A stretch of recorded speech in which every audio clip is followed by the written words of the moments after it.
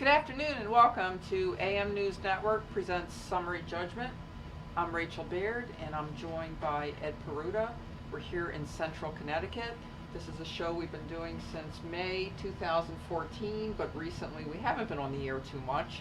But Ed definitely wanted to come on the air today and talk about there's things that are events, happening. There's things that are happening. both local and national. Right. Locally,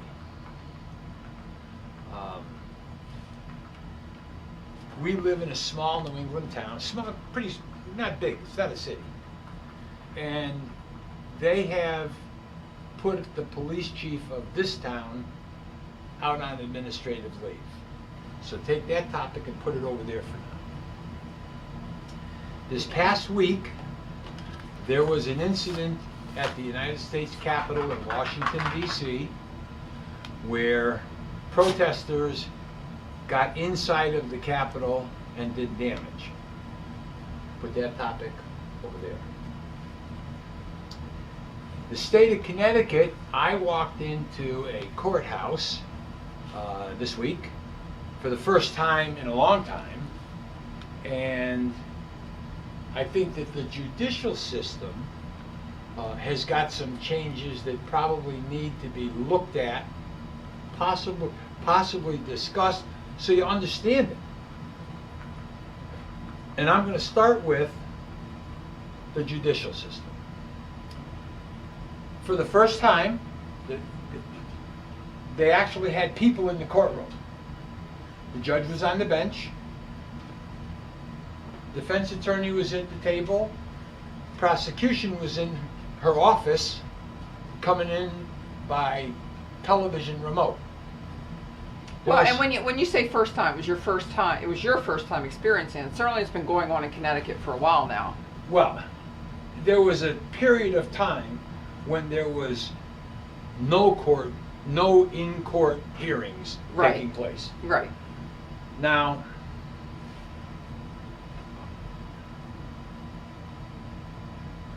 I believe that the current system, or the system that was in place during COVID, either wasn't used to its full potential to reduce the backlog of cases, or somebody just considered it a vacation and they weren't doing anything. Well, let me offer a third alternative. Okay. When court is not in session and you know there's not going to be a trial, there's very little incentive to work things out. Things get worked out a lot on the eve of trial. Right. And things get worked out a lot in the criminal system when the prosecutor and the judge say accept or reject by next court date, or the offer's off the table. And none of that is taken seriously, obviously for good reason, when you're not going to court. So why would anybody, unless they got a super, super great offer, why would anybody plead? And, why? Well, let me see if I can.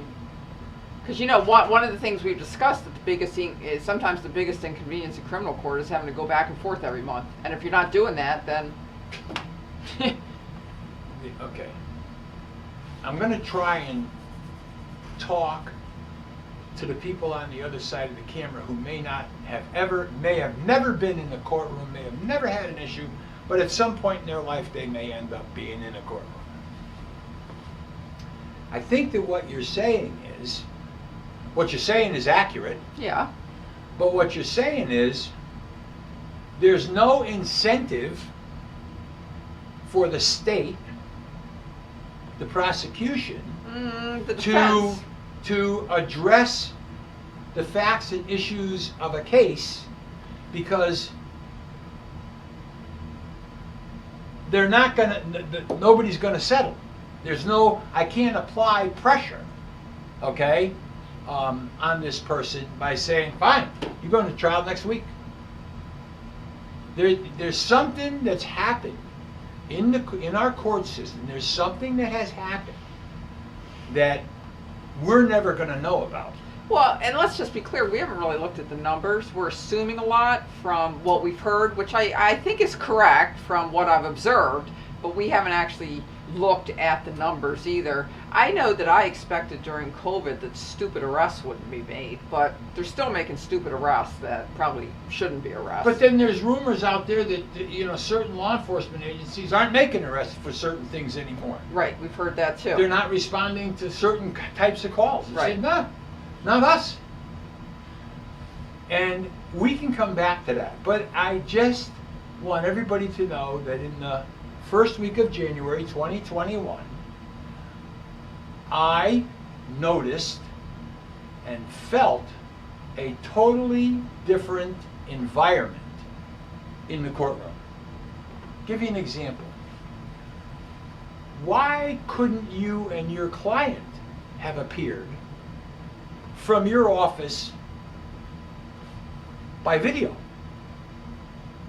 No reason, absolutely no reason Why you couldn't? why we couldn't, right. Did anything happen? It could have happened, but it didn't happen. And even if there was going to be a trial, it wasn't going to happen that day. Why did the prosecutor get to sit in her office and not come down and stand at the prosecution table like the defense had to do? Well, that's a question a lot of private defense attorneys have been asking, because even public defenders who have offices in the courthouse in Connecticut have been staying in their offices. But, you know, the court we were at yesterday, which I really don't want to identify, please. No. The court we were at yesterday, I have to say that I think there were public defenders in the courtroom. But let me give you an example. Another courthouse in the northwestern part of the state, the judge isn't in the courtroom. Nobody's in the courtroom except the defense attorney, the defendant, and marshals. That's odd. Everybody else is on a screen. And why can't the defense attorney and the defendant be on a screen? I guess you could answer, well, the defendant made a promise to appear, signed off in posting his bond, you know, when he or she was released, and so they have an obligation to be there, and you want to see that they're actually there. Your Honor, I'd like to certify as a commissioner of the Superior Court that my client is here in my office in lieu of being in a courtroom in northwestern Connecticut. Oh yeah, I mean you could. I'm certifying You that could have him on the camera. He's here. Yeah, he's on the camera. Right. I'll show you outside. You Right. know, proof of life, so to speak. Right. But I thought we were on our way to revamping the way the judicial system handles cases. You can't. But you're going to continue to inconvenience That's what it defendants, is. Yes. because that goes into getting the frustration level high enough that I just want out of here. I'll Yeah. take whatever it is. Yeah, and I can't afford this anymore. If you made court fair and convenient for defendants, then there would not be as much leverage and pressure where they would take an offer. Okay. On December 9th, I took a COVID test. And my test came back positive. And because I'm a heart transplant patient, everybody was concerned because I was in the extremely high risk portion of the population, because in order to sustain my heart, they have to strip back all of the immune fighters, all of the body functions. Not all of them, thank God. But all they have to prevent my body from fighting the heart. Yep. So they give me drugs that knocks my immune system out of play.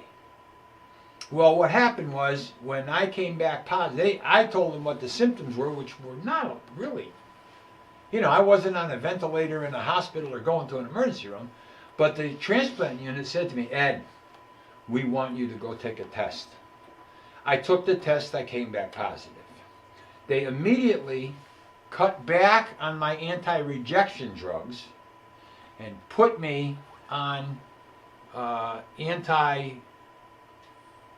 The opposite. amoxicillin, penicillin, Yeah. anti Whatever beefs your immune system up. They beef my immune system up to fight the COVID. So I'd like to praise the transplant unit for their involvement in my health issues, because they're calling all the time. I mean, I had an X-ray the other day and it came back positive. You know that my chest is clean. Yeah, I don't like it. You know what? I don't like talking about it too much because we were very fortunate, and there are a lot of people who aren't. Listen, I agree. We have a good friend who we won't name who is in not good shape. No, and through him, we've been able to see the weakness of the system, because and we've been able to see the difference in treatment from one area to another, like one area of the state versus another area of the state. You know, who's getting what. For example, I praise, you know, I knock on wood that I'm a veteran and the VA is taking care of me, and the heart unit is there 24/7. I can pick up the phone at 3 o'clock in the morning and there's somebody in the heart unit that'll pick up because I'm a heart transplant patient. They want to keep the numbers up, the successful transplants up. But let's put that away for a while. But I needed to say that we have had issues where we haven't been able to be on every Saturday, and it's usually health related or there's something going on that needs to get addressed. Yeah, I mean, I believe that I'm the one that passed COVID on to you. I believe I got it from a friend and passed it on to you. You know, I think that was the chain, but mine was he had so it, mild. you had it, I had it, my wife had it. Everybody was kind of having it, and thank God we didn't have. Well, we do. There's got to be different levels. I mean, we do have somebody who's not. Well, we doing do. Well. We do. Yeah. But let's forget about that. Okay. Okay. Now, I want to talk about the post-election period on the federal level. We now have and will have a Democrat president and vice president. We will have a Democratic-controlled House, and we will have a Democratic-controlled Senate. And when you've got all three, it's a trifecta. You can propose something in the Senate, it'll get passed in the House and signed by the president. You can start it in the House, pass it in the House, send it to the Senate, signed in the Senate, give it to the president, signed by the president. So we should have a country then that those two branches of government are working together to get things done. There's a fourth player in this. The only thing that I believe is going to protect us from the trifecta, I say, is the Supreme Court. Why? The House can say... You know, let me just jump in there. When you say protect us from the trifecta, we don't know what's going to happen yet. Okay. It could be beneficial. It could be beneficial for this country to have Congress and a president working together. Absolutely. Absolutely. What I'm trying to say is this. We don't know what the political leanings are of the 9 members of the Supreme Court. Well, we kind of know. We kind of know, but Roberts kind of swung, you know.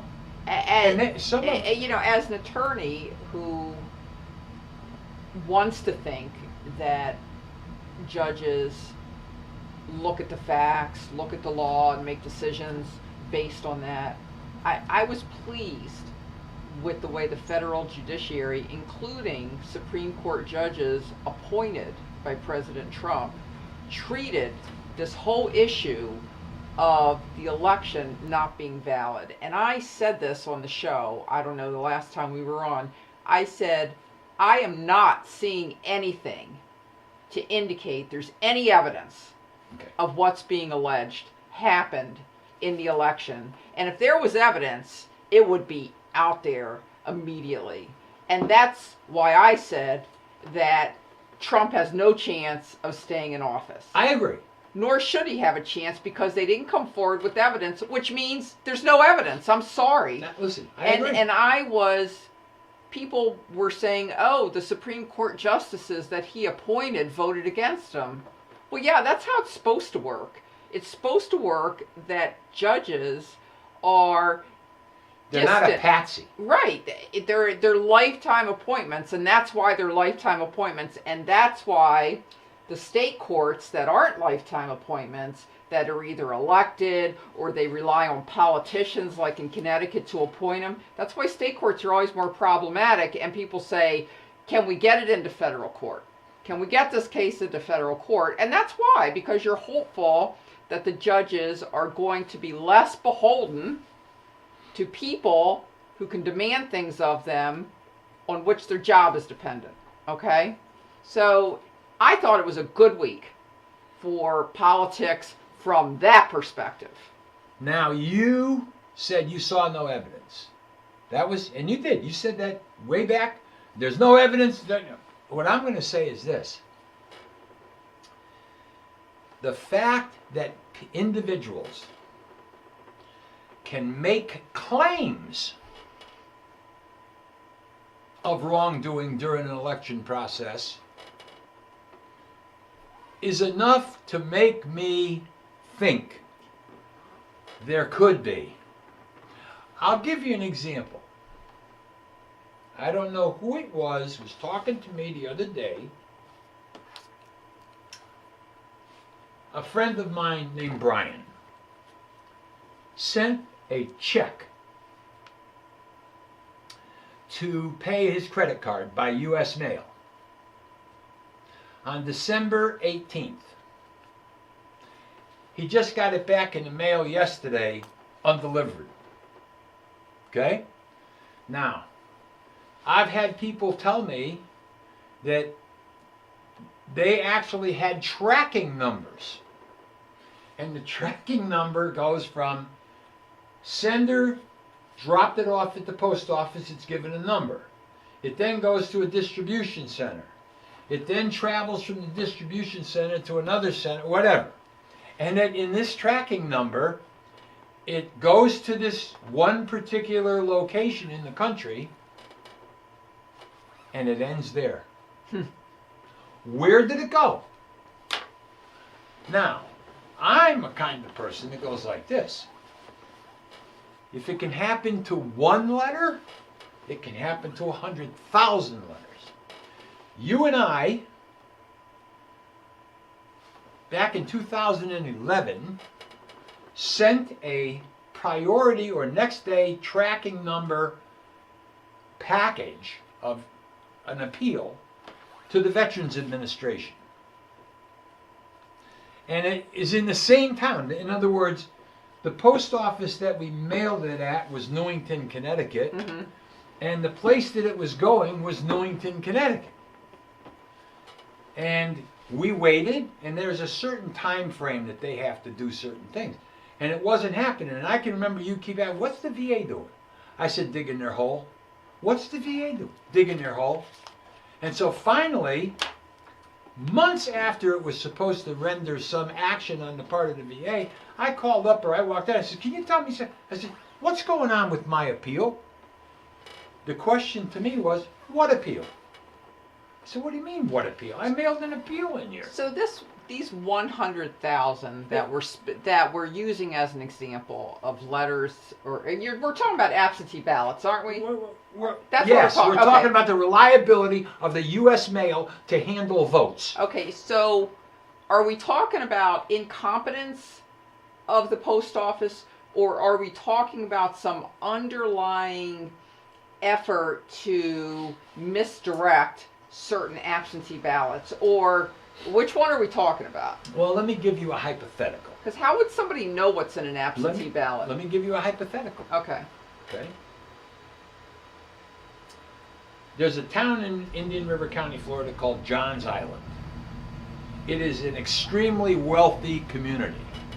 Indian River County, I believe, has the highest percentage of Republican voters and donors in the country. You can look it up. Okay, Indian River County, Vero Beach, the amount of money that comes out for the Republican Party out of Indian River County. So all you have to do is have someone who is as dedicated to the Democratic issue as somebody may have been the other day to a Republican issue, say, huh, I bet you in this pile of bag of mail, okay, there's probably 80% of them are Republican votes. They're going to disappear. They're not going to go in. And how do you have 30 million people in the country now? Let's say 200 million people all call up and say, can you verify that you got my vote? It's not going to happen. So who in Indian River County would make that decision that that bag of mail would disappear? The individual post office employee. An individual post office employee could make it disappear. Would he do it on his own, or are you saying somebody else is he may do it on his own. paying him to do it, or? All I'm saying is the possibility is that it would be gone. See, my theory on that is, I really think that the Democrats outsmarted the Republicans big time. Listen, which all's fair I'm by this whole absentee ballot thing. Because a lot of the absentee ballot applications were made online. And I just think that more Democrats probably engaged in the absentee ballot process than Republicans.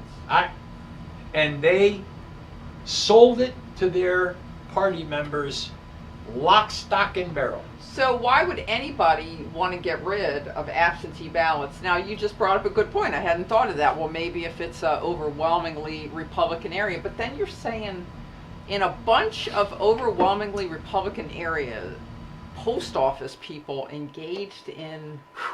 They found stacks of mail. Yeah, but that happens all the time. Okay, he lost it. He didn't intentionally do it. Who hasn't heard of the post office guy that dies or whatever, and they find the whole attic full of mail? You know why? And then they find out that there's an election that was won by 79 votes. Well, and they all say that, well, that you know one what? vote counts. Well, you know what? When you use voting machines, things can happen too. I gotta tell you, if you want to win, you should try to win by more than 79 votes. You know? Oh no, absolutely. Now, so let me. I mean, I'm not saying that's right, but it could go both ways. Let me kind of continue. There's a Democratic House. There's a Democratic Senate. There's a Democratic White House. Somebody's going to propose that all of the people who are in this country illegally be entitled to citizenship. Point blank. Well, that'll give me votes for the next 50 years. Okay? And there's going to be, I want to see them give up, honest to God, this is the truth. I want to see the government wipe out all student debt. I want everybody to have their college loans thrown out. Paid for by the government. I don't care. Done. Finished. I mean, there is a little bit of that where you say, you know what, you got it. You do everything that you want to do now, and let's see where it takes us. Where it takes us. But you know what? I don't want to do that if it's at the expense of the country. In other words, I don't want to be. If I can't have America, nobody can. You know, I don't want to be that way. Let me tell you, I told you the other day I talked to like 10 people, and maybe I've talked to another 3 people since then. So I've talked to 13 people, and their face all seems to light up when I say this. And I don't know whether I'm talking to a Democrat or Republican, because I really don't care. But I went like this.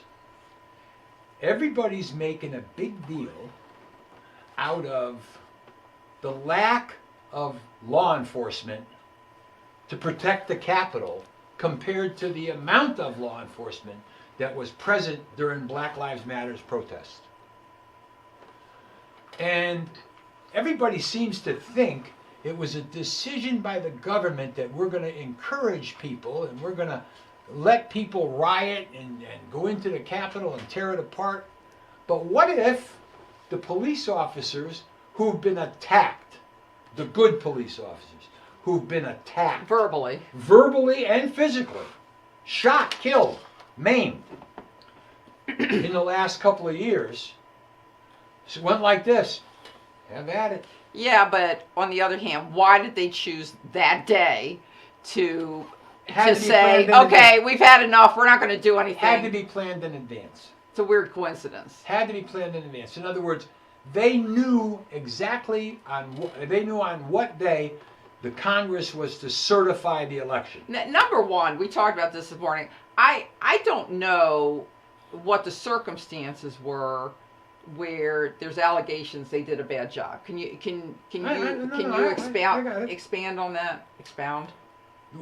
Okay, they've shown photographs. Not talking about mainstream media, whatever, of the Capitol steps during Black Lives Matter. Every 5 feet, there was a member of law enforcement in riot gear. Yes, I saw that picture. And then they showed a picture of the same area, whatever, during this certification phase. Hardly anybody there.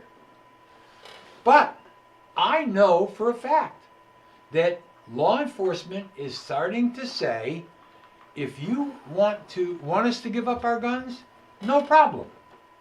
Want us to not arrest your son for marijuana? No problem. You want us to? No problem. I'll just go to work every day, put my 150 miles on my cruiser, listen to the radio while I'm driving, and get my paycheck every 2 weeks. Now that we're talking, I can see how the Capitol Police may have intentionally or not intentionally said, these people in Congress, they're the ones.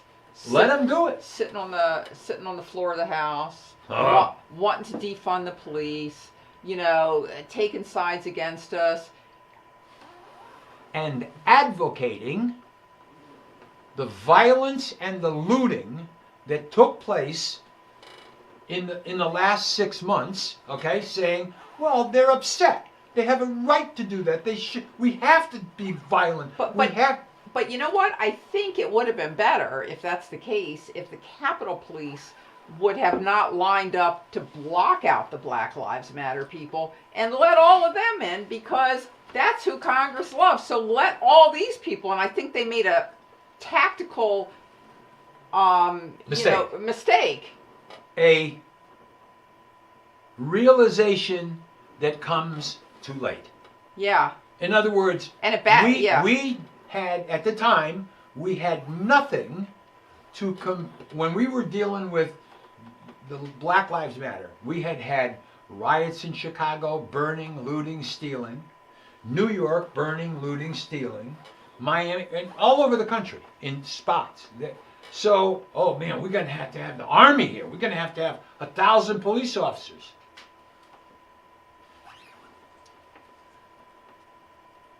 And then there was the criticism. And they say, well, okay, we're not going to do that again because we get in trouble. So the people in this building have claimed by their words and deeds that people have a right to protest. Now, it was on this show that I went after now deceased Congressman Lewis, the black, and then Pocahontas, I don't know what her name is, the woman from Massachusetts. And I still have the photograph of them doing a sit-in on the House of Representatives floor. And what I said at the time was, the House of Representatives belongs to the people. The Senate belongs to the states. In other words, the states each get 2 senators. They go down and they meet in the Senate. The country, the population, gets their representatives by the number of people, by the, in other words, we lost a couple seats and they went to Florida because whoever's getting all of these people moving around the country, they're going to have more representation in Congress. But there were rules against what they did. It was a violation what they did. And there in the House there's what's called the Sergeant at Arms. And the Sergeant at Arms should have had them all arrested but he did not.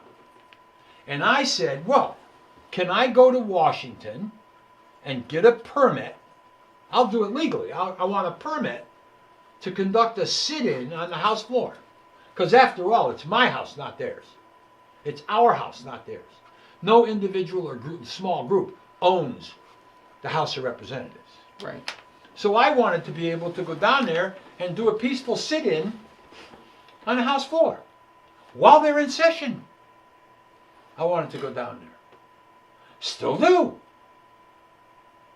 But I know I won't, because they won't issue me the permit. And I'm not going to go busting windows and breaking down doors and everything. But guess what? What if there was a business owner, okay, who lost all of his business in a riot and looting, and no arrests were made, and he was in the crowd in Washington, pissed off? All I'm saying is this country has got a lot of wiggle room. This is not over by a long shot. I wish it was over. I'd like to go back to when I was a kid. I kind of thought I lived in, policemen were great. There was no bad policemen. And, politicians were great. John F. Kennedy. Yeah, but you know what the response to that would be? Things weren't great. They were great for you, but things weren't great. Things weren't, you're exactly correct. Yeah. Things weren't great. Things still aren't great. Right. Okay? And I understand that. But I also understand that there was that guy out in the West that got killed, Bundy, the rancher. They shot and killed him. Yeah, I can't remember his name, but he got shot and killed. Okay, because he was grazing his cattle on federal land. Yeah. Okay, you shot him because he let his cows eat your grass. What the hell are you doing? What in God's name are you doing? And then you did it in an area where he had friends. People knew him. And people said, well, we're not going to let that happen again. And now every time the government decides to go to somebody's farm or ranch or go after, there's a group of people there with firearms saying, no, not going to happen. The country is still growing, still maturing, still addressing issues that have been hidden for years, not addressed for years. And here's what I'm gonna, and then I'm gonna give you some time. No, I don't want time. I just want to have a back and forth. Okay. I don't. Well, then I don't necessarily I want you to come time. back on this one. Okay. Okay. When Donald Trump walked down the stairs, I said, "That's my man. He is going to change politics as we know them." Now, and you said, I don't care if he Yep. makes it through the 4 years. I don't care if he impeach gets him, reelected. die in office. I don't care. If he gets elected, he's going to change politics. Now, here's what the mere fact that he got elected did change politics. It did. He was preceded by a career, dyed-in-the-wool politician, Obama. Yep. Obama's a politician. Yep. That's all he is a politician. Been nothing else. And he's going to be succeeded by a career, dyed-in-the-wool politician. Things were normal before he got in. Things are going to be back to normal after he got in. I don't think so. We'll see. I mean, we'll see. You can't really think of a more entrenched politician than Biden. Right. I mean, my God, he's like Blumenthal. Right. Just an entire lifetime filled of, begging people for their support, handing out things to get their support, deferring, pontificating, lying, a lifetime of it. And he's our new president. But it's back to normal. And I think a lot of people like that. I think even a lot of Republicans like it, to tell you the truth. If you can okay, let me give you an example. I'm going to make a prediction. But on the other hand, Trump shook it up. Oh. But his strengths became his downfall. Because the way he got elected were the same qualities that led to his downfall at the end. Ringtone, where the owner of the phone has created the ringtone. Oh boy, Eric from New York. Yeah, weigh in on this. I'd like to quote from a great book I read called The Art of the Deal. Quote, never quit, always come back.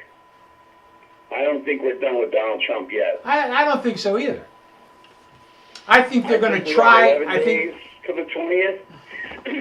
I think we're going to get a declassification dump. I think Hunter's laptop is fair game. I think they're going to release something with the voting fraud. I just think we're not done with Donald Trump yet. Yeah, well, if those things are out there, Eric, then somebody, in my opinion, has made a strategic decision not to release them, and I think that could be a mistake. Okay. Hold on. Eric, I gotta tell you a funny story. No, don't tell stories. Yeah, what, He Eric? never got him. He always won every time. He's not walking out of the White House like that. Eric, all I can tell you is you started a phone conversation that's led to more phone calls. But I need to address something with you. I believe that we are not done with Donald Trump because someone on the liberal side of government is going to want to go after him. Throw him in jail. You know, like Hillary or whatever. They're gonna go after him. That's true. They're gonna go after him because he upset the political apple cart. Because you know you're hearing right now that there's certain Republican politicians are afraid to vote to impeach because of the Trump supporters back in their districts. The left is acting out of weakness right now. That's why they're shutting them down online. They're not acting like a party that just won the election. They want to invoke the 25th. They want to put him in jail. Why do you think so? Because something's coming. The big surprise is coming. We'll see it this week probably. Okay. Eric, call back after this phone call, okay? Call back. Goodbye. Goodbye. 2. Summary judgment. Did we not get summary judgment? We'll call back. Hopefully. Please call back. Yeah, please call back. We're not done with Trump. Trump may never get elected again. But Trump's going to be a person that's got to be dealt with. If Trump's presidency is going to be a bookmark of before and after, that's for sure. And Right. I'd like you to name another president who has that status. Attention. This is a Hi. Yep. Summary judgment. Honeycutt, called a couple weeks ago, talking about the Brady list. Yes. Oh, yes. How are you? Happy New Year. Good. I just been working a lot, so I haven't had a chance to catch your guys' show in a while, and I just seen that you were on. I was off, so I figured I'd just tune in and call in and Well, give my support. Well, thank you. We appreciate it. We've been busy too, so we've had some issues that we've had to deal with health-wise, and you know, so thank you for calling. Thank you for your support. Yep, and No stay. problem. I hope all is well, and I hope you've had a great holiday. Thank you. And stay on it when you get a chance, okay? Stay on that Brady list. Very important. And stay healthy. Because you know what? With the new administration, there may be a push for Brady lists everywhere. Oh, yeah? It may become a law to Yeah. have Brady lists. So this could be Absolutely. the time. Absolutely. Yes, I'm trying. I'm trying. Okay. All right. Thanks for the call. Take care. Bye-bye. I just had a quick question. Oh, Go ahead. Go ahead. This is for kind of like off-air thing, but would I be able to call you with advice on something I have going on? Yes. Thank you so much. I greatly appreciate that. Well, you can get a hold of us. Let me just tell you. You ready? Studio at amnewsnetwork.com. Because we don't always answer this phone during the week, right? It comes through your cell phone somehow. It does. But what I'm saying is studio@amnewsnetwork.com. Send us, you know, we got your phone number, call you, but send us your name, send us a phone number, and we'll call you. You know how we've talked about a list of things I don't like? You know, I don't like parades. I don't like clowns. I don't like circuses. Stuff like that. Well, let me tell you, I don't like looting and rioting. I don't like kneeling during the national anthem. I don't like Confederate flags. I don't like riding on public roadways. When everybody can't ride on public roadways, I don't think anybody should be allowed to ride on public roadways. And I'm talking about Black Lives Matter, basically. And that was done by government. And I don't like what happened this week at the Capitol. I don't like it either. I don't like it. I don't like it either. And I don't think it's representative of people who support Donald Trump. Can you? Because if you're going to do that, that was weak. And I don't like it. So don't think that just because I'm saying it was pathetic. And Well, the people were pathetic, I thought. I got to say something. They acted in a way where nobody could take them seriously. What was their point? I agree with you, Rachel, but I have to tell you something. Somebody had to do something like Black Lives Matter said that we had to riot, we had to loot, we had to burn so that people would take us serious. And now you've got the other side who is subscribing to the Black Lives Matter philosophy. We have a right to do this, to resolve our disputes. Nobody's talking in Washington and settling shit. Yeah, but what they don't know is the same rules do not apply to conservatives, and by conservatives I mainly believe whites. The same rules do not apply to white people as they do to Black Lives Matter. They didn't realize that, Ed. Attention. This is a verbal ringtone where the... Dave. Attention. This Done. is a verbal Dave. ringtone where the owner of the Oh, phone boy. has... Dave Warden, call back. That's Dave Warden. From I Houston. know, I saw that on there. Okay, Hold on. let's try to do this good. Did we get it? Attention. That This phone is messes this Okay. up. I don't know why. Okay. Push this button. Dave, are you there? Oh boy. Yeah. Dave. Dave, are you there? Oh, there we go. I'm going to do it on my cell phone. Go ahead. Oh, Okay. I was just going to say I'm watching the show, and as I always do, and was looking, listening to what you were just saying about, the incident there at the Capitol. And I actually had people on the ground doing all of that. Covering And it. What they're telling me is that there were Antifa people there who initially Huh. they were all the Trump supporters were back at the rally, and by the time they got to the Capitol, there was already 1,000, 1,200 people there that were trying to force their way in. And if you look at them, they're all wearing their Trump hats backwards, or they're wearing black hoodies or stuff like that. And they had hammers and knives in backpacks. And so they were already up there beating in the windows. And the Trump supporters, and there's video of this, I've got the video, were pulling them back.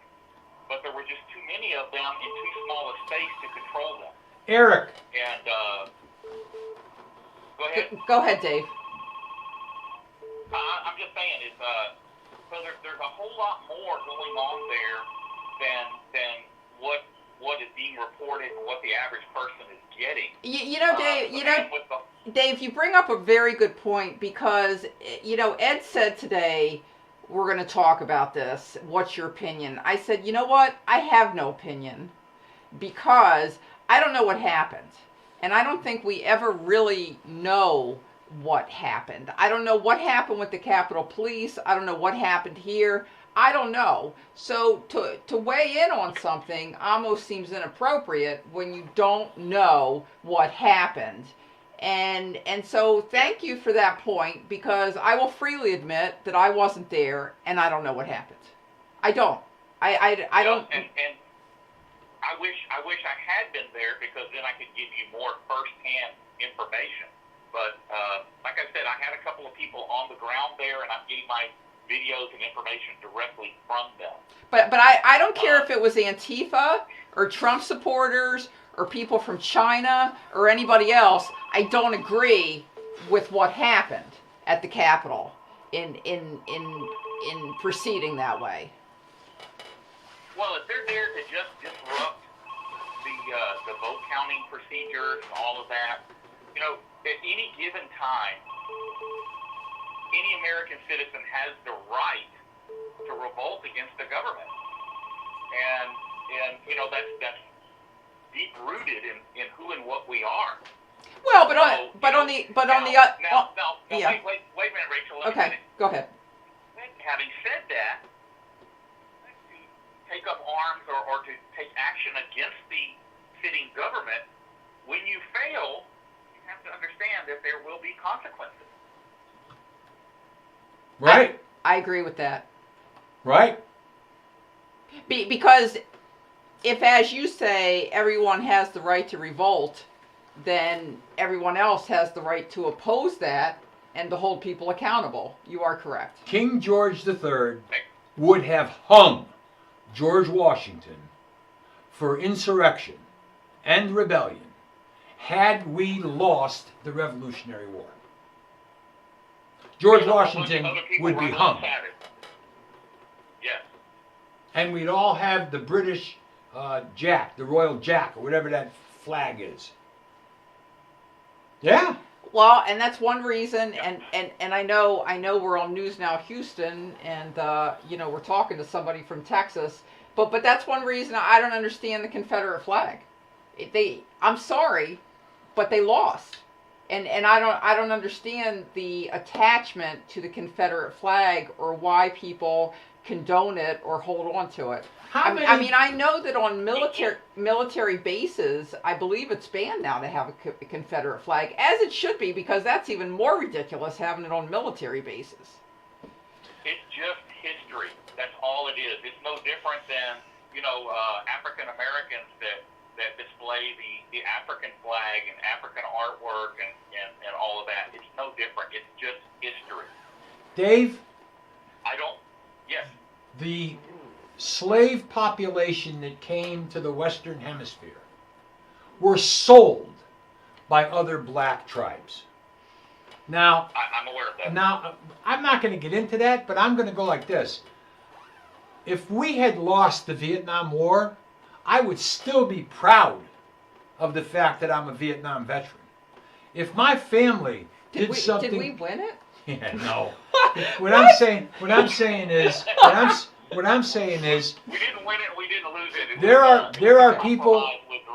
There are people in the southern states who have ancestral history of military service.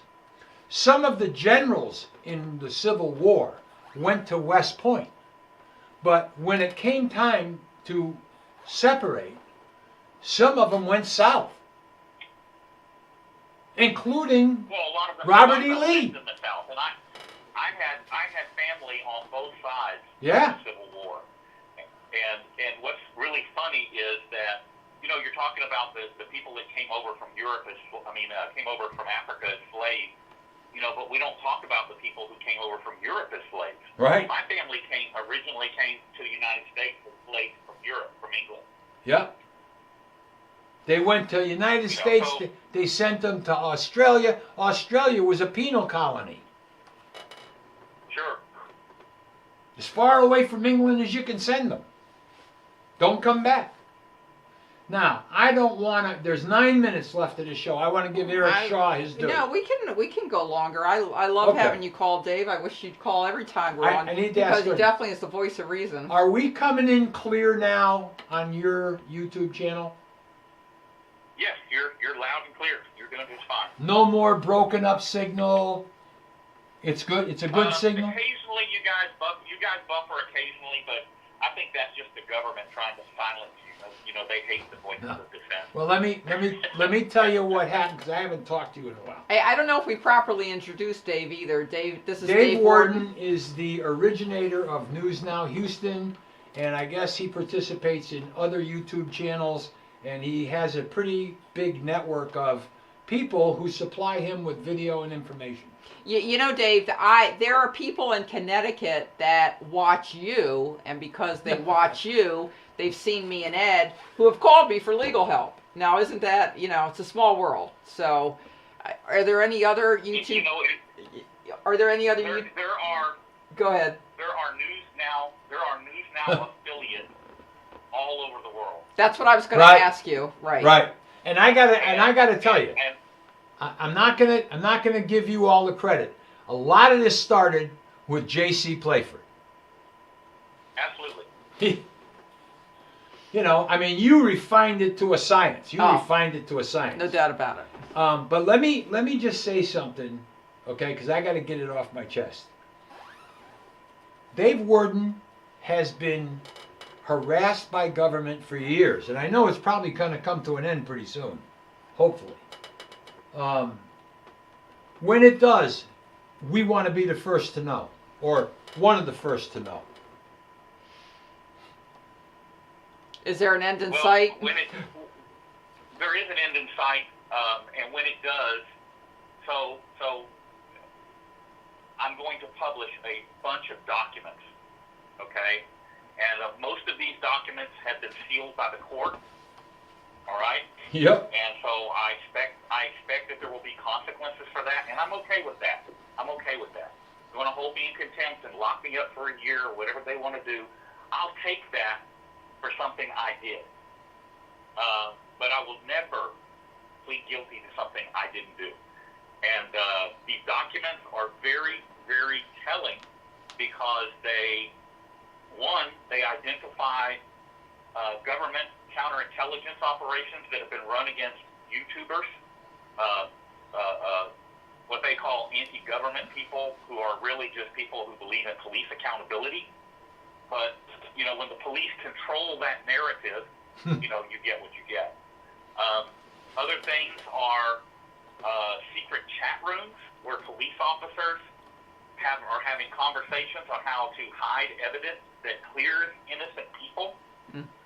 And the DAs here know about it, and they condone it. And these secret chat rooms are hidden during discovery. So the conversations and stuff Wow. and any evidence that's shared is hidden from the defense teams during discovery. We happened on it by accident, and we have been subpoenaing Google for all kinds of stuff. And I'll tell you, it is disturbing, to say the least. Dave, how do you think that assuming that Biden is, inaugurated this month, how do you think that the new administration and the democratically, held Congress is going to affect police accountability? Do you think it's going to be a positive thing? I don't think they're going to actually do anything. Thank you. I believe that politicians are all about the service. Get in office. That way, I've got my congressional retirement. I've got a paycheck for the rest of my life, even when I'm voted out of office. Health care, the work. And I honestly don't believe that those politicians up there really care about us at all. They do not. And my personal opinion is we are long overdue for a revolution. It's coming. You can't stop it. Well, that's a good way to end, I guess, Dave. No. Thank you. We're going to go to Eric on Long Island. Bye, Dave. Y'all be safe. You All right. too. Bye. Now, Eric, let me do this. He's got to call back. Now I can call him. We still have a big I feel subject. so bad Why? When the phone, I got to figure out how to make the phone not ring You're right. while people are talking. Yeah, we need to work on that.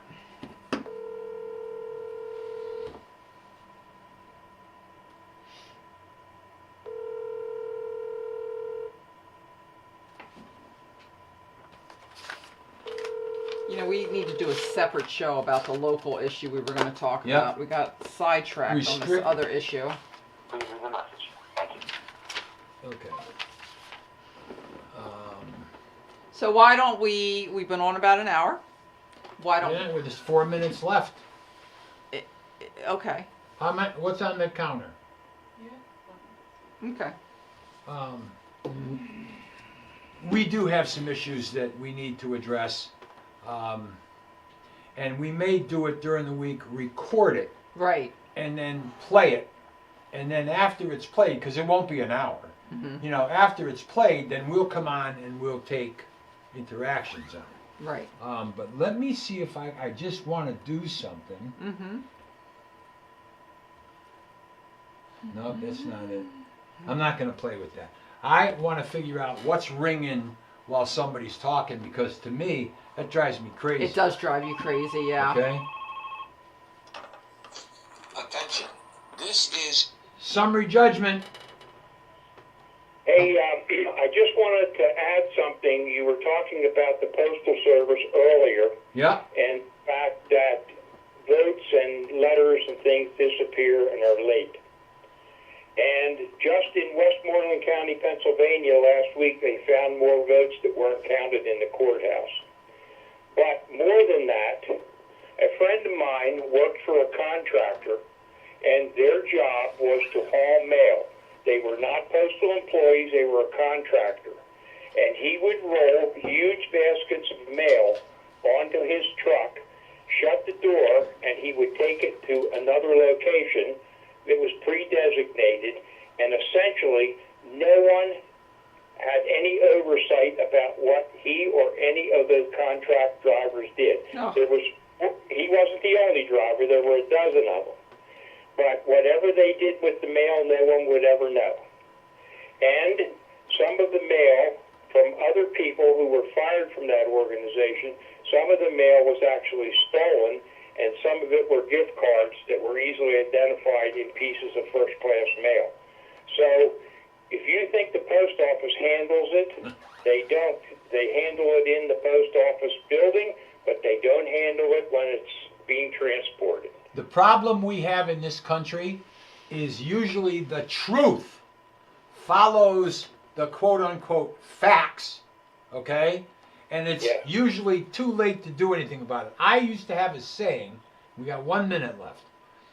Okay. When the facts coming out of town hall are lies, are proven to be lies, we've got a serious problem. But by that time, nobody cares. Nobody cares. Like The issue's time- the yeah. information this gentleman gave us could come out in 6 months, maybe. There'll be congressional hearings and everything No, else. there's nothing we can do about but then, it now. but then, what are you going to do about it?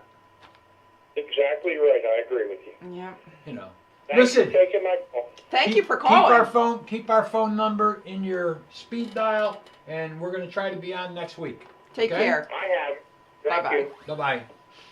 Well, everybody have a good week. After that, I guess, yeah, I guess we could still try to have a good one. Take care.